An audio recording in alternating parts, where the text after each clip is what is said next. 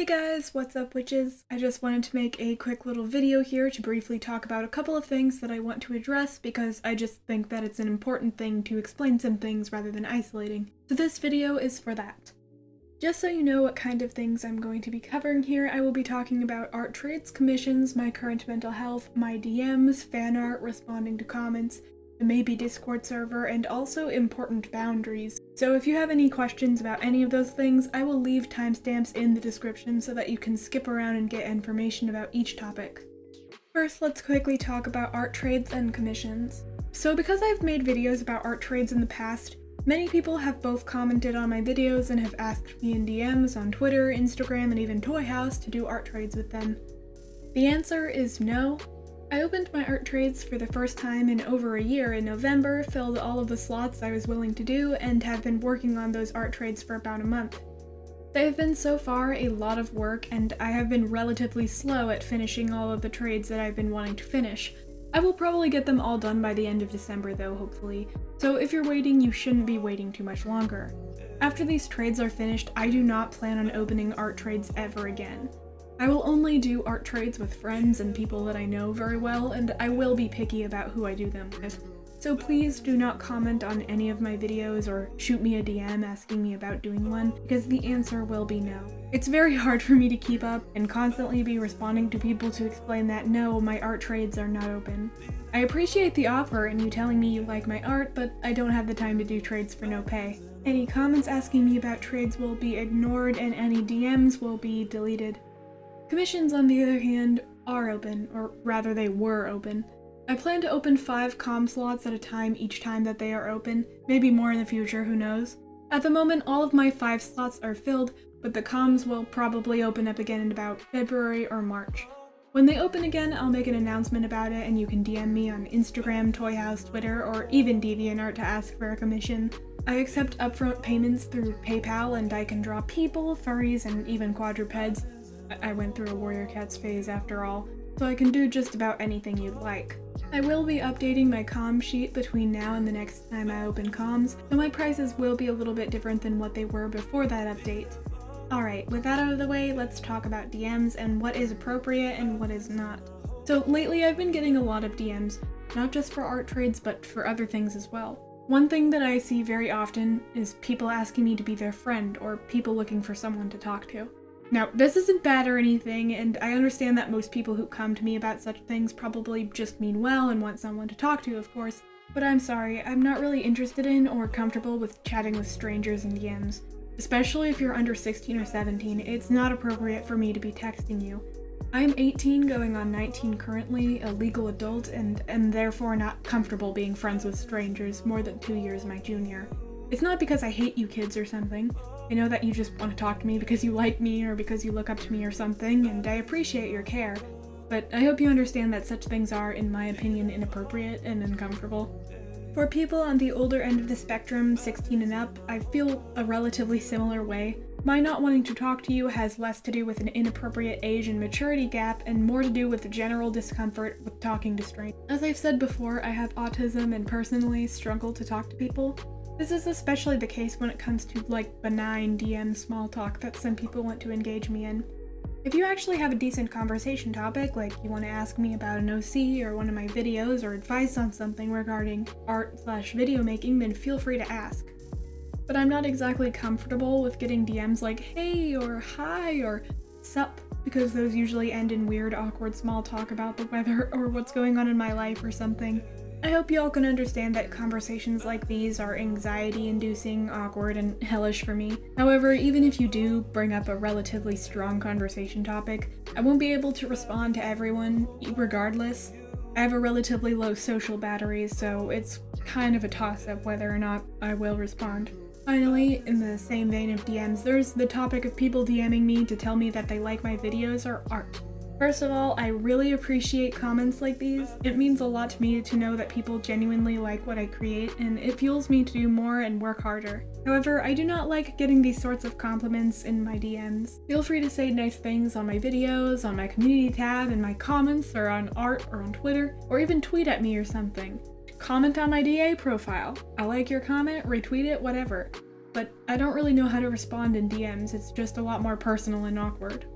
Again, on the subject of all the DMs I don't want, like minors wanting to be friends, strangers wanting to get into awkward small talk, and compliments I don't know how to respond to, all of those messages will be ignored or deleted. I thank you all for taking some time out of your day and putting some thought and courage into messaging me, but I'm both unable to respond and also generally too busy to do so for everyone. Next, I just want to quickly cover my rules regarding fan art of my characters. I've put some general rules on different pages on my Toy House, but because not everyone has a Toy House account, being that sometimes they're difficult to get, I will explain my rules for each of my characters. Let's first discuss my titular character. Syzygy is my persona and is representative of me, and you can draw them all you want. But if you draw them, specify that their character design belongs to me wherever you post it. On Toy House, you can submit art to Syzygy's character profile, and I will happily add any that you send. If you do not have a Toy House account, feel free to upload art of Syzygy on other platforms as well. However, I would greatly appreciate it if you were to @ me or tag me wherever you post it so that I'm able to see it. I also really like to be able to upload more images to Toy House. It's just kind of exciting. So specify whether or not you want the image uploaded there and what name, link, platform I should credit you for the work under. The only kind of fan art of Syzygy that I'm not exactly comfortable with is not safe for work material. I feel uncomfortable with receiving NSFW art of my persona even though they're legal. They represent me and I just don't want to see that kind of work submitted to their character profile or tagged at me anywhere. Please respect my wishes on that. No NSFW art of Syzygy. Besides that, let's just talk about my unnamed world characters. You can find this group of characters in the folder titled Other on my Toy House. All of the rules for drawing them are listed there, but I'll just repeat them anyway. Feel free to draw all the fan art you want of the characters here, but just credit me for the designs if you do. Feel free to submit your images of these characters to their profiles or to post them on other platforms. Like Syzygy, I would like to be tagged in posts so that I can reblog, retweet, comment, or like them. I love to see all art made of my characters. It makes me really happy, okay? Now, unlike Syzygy, I accept NSFW art of these characters as well. However, if you submit NSFW on Toy House, make sure you add the proper filters, and if you want to submit it elsewhere, you can email it to me or tag my Not Safe for Work Twitter, which is linked in the card page below. Please do not send me NSFW on any of my other platforms, except in DMs, because I don't want minors to see that kind of content at all. Also, don't draw NSFW of these characters and submit it to me if you're under 18, that's creepy. Please just don't do that. Suggestive work without explicit or overly lewd nudity is okay, but no nudity or NSFW content of my characters should be drawn and submitted by minors. Okay? Okay. One more thing before we end this little section about the characters in the other folder. The characters here are a part of a much darker and much more explicit world, so these are all the warnings that you need to watch out for if you decide to read their profiles. If any of these things disturb or trigger you, then you should probably avoid the character profiles and their images. Minors, feel free to enjoy my characters and read up about them, but do not bypass 18+ warnings and censorship that are put in place. Thank you. Besides that, there is one more folder on my Toy House, and that is the Abaddon folder. The characters in this folder are actually going to all be redesigned. I'm doing a whole revamp for the entire world and redesigning and probably renaming some characters and locations, so all of the information there is outdated, and at the moment you might not want to draw fan art of them since their designs are likely to change. Alright, so that's all I wanted to tell you specifically in regards to fan art. The next section is going to be an important one. I will be going over my current mental health, thoughts on responding to comments, thoughts on compliments and praise, and personal boundaries regarding this.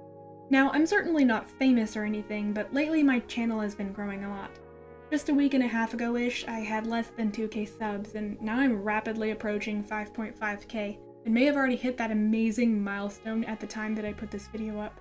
Besides that, I'm also rapidly climbing up to about 200k total channel views, which is fucking bonkers, and one of my videos even hit 50k and is still climbing. Overall, I'm just hitting a lot of crazy milestones all at once. I appreciate everyone who subscribed, left kind comments, drawn fan art, supported me, voted in polls, and all that jazz. It means so much that so many people like me, and I just cannot understate the happy way that it makes me feel. However, there is kind of a little bit of a dark side to it, and I must also explain that it makes me feel incredibly stressed My channel just sort of blew up suddenly. One day I was unknown and didn't have that much views or traction or people wanting to talk to me, usually pushing less than 1K per video, and suddenly I'm releasing videos that get up to 10K views in less than a week. It's crazy, and though I appreciate that so much, I now have to deal with the fact that some people consider me a role model and that there are just generally more eyes on me now than there have ever been before in my entire life. I've had people tell me that I'm their idol, that I'm their role model, that I'm some sort of queen and treating me like I'm perfect. And well, that kind of pressure is kind of a lot. I may aspire to be perfect, like everyone pretty much does, but I am certainly not there and probably will never be. And by probably, I mean will never be. It's a definite. And the idea that I'm just considered an idol or a role model is stressful to me. In the end, I'm still just an awkward teen that has no idea what to do with their life, and the thought of people looking up to me as someone to aspire to makes me anxious.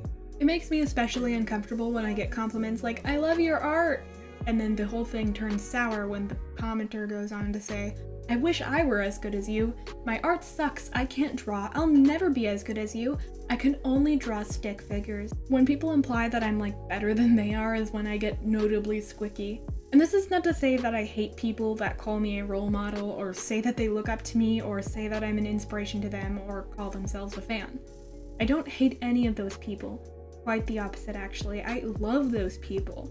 I love the people that look up to me, and the people that like me, and that comment and make fan art. I just feel that it's good to remember that I'm not perfect, and I'm not someone to put on a pedestal. Being put on that pedestal can make me nervous and uncomfortable. I'm certainly not an innocent little baby or what would be considered the perfect moral standard, so just keep that in mind. I'm gonna make some mistakes. You're perfectly allowed to compliment me all you want, and I appreciate those comments, but just keep in mind that I'm not some sort of goddess or queen or something, and don't self-depreciate in your comments to me. You're amazing and talented too. So this next bit is specifically about me responding to comments on videos. Because of the influx of viewers lately, I've been busting my arse to try and respond to everyone I can in a timely manner, whether that be by simply reading the comment and hearting it, or full-on typing out a response if I'm able. Like I said in my last video about channel updates, comments that make me feel anxious and hurt will be ignored or deleted, but I also have realized that I can't respond to every single nice comment either. Therefore, I'm now going to stop replying to comments after a week of the video being up, just because trying to keep up with them has been stressful. If you've noticed, I've been hearting comments less and less lately and responding even more sparingly, so yeah, I'll probably stop reading and replying to comments after 7 days after each video is published. Maybe up to 14, I guess it kind of depends. Finally, to end off this section, a brief mental health update. Yay! Stress and anxiety about responding to comments and keeping up on everything has been building up and causing me actual physical symptoms. My throat gets tight, my palms get sweaty, my brain gets foggy, and I feel like an impending sense of doom quite often because of the feeling of being watched.